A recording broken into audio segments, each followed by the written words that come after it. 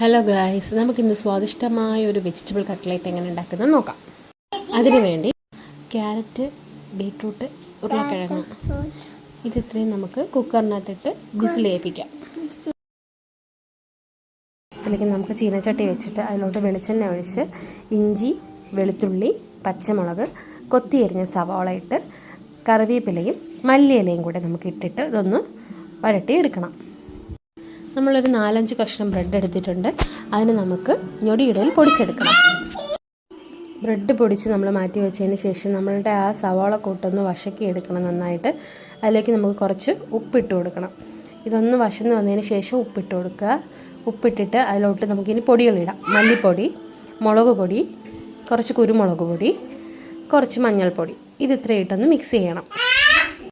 വേറൊരു പാത്രത്തിലോട്ട് നമുക്ക് 2 മുട്ട എടുക്കാം. 2 മുട്ട എടുത്ത് 2 മുട്ടയും പൊട്ടിച്ച് വെച്ചേക്കാം.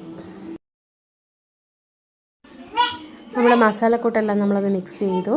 ഇനി നമുക്ക് ബ്രെഡ് ക്രംസ് റെഡിയാണ്. ഇനി നമുക്ക് ഈ മുട്ടേനെ ഒന്ന് നന്നായിട്ട് ബീറ്റ് ചെയ്തെടുക്കാം.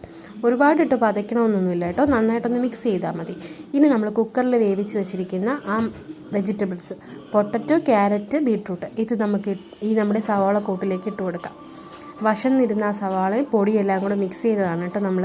അതിലോട്ട് നമുക്ക് ഈ ക്യാരറ്റ്, ബീട്രൂട്ടിൻ്റെ ആ ഒരു വെജിറ്റബിൾസിൻ്റെ അത് ഇട്ട് കൊടുത്ത് നന്നായിട്ട് ഉടച്ച് നല്ല ലൂസ് ആവരുത്, ഇച്ചിരി കട്ടിയായിട്ടുള്ള ഒരിതാക്കി എടുക്കണം.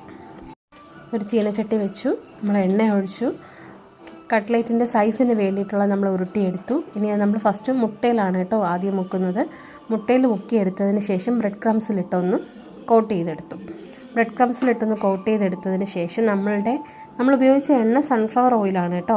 സൺഫ്ലവർ ഓയിലോട്ട് നമ്മൾ ഈ 2 സൈഡും മിക്സ് ചെയ്ത് വെച്ചിരിക്കുന്ന ഈ ബ്രെഡിൻ്റെ ഇതിൽ മിക്സ് ചെയ്ത് വെച്ചിരിക്കുന്ന നമ്മുടെ കട്ട്ലേറ്റ് എടുത്ത് നമ്മൾ ചൂട് എണ്ണയിലോട്ട് ഇട്ട് കൊടുത്തു. അത് അങ്ങോട്ടും തിരിച്ചും മറിച്ചും ഇട്ട് നന്നായിട്ട് മൊരിച്ചെടുക്കണം.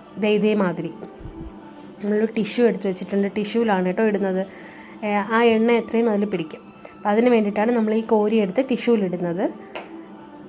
ഇനി നമുക്ക് നല്ല ക്രിസ്പി ആയിട്ടുള്ള ഒരു കട്ട്ലേറ്റ് സോസും കൂട്ടി, നമ്മുടെ ടൊമാറ്റോ സോസും കൂട്ടി നമുക്കൊന്ന് ടേസ്റ്റ് ചെയ്ത് നോക്കാം. വെരി ടേസ്റ്റിയാണ് കേട്ടോ, എല്ലാവരും ഒന്ന് നോക്കണേ.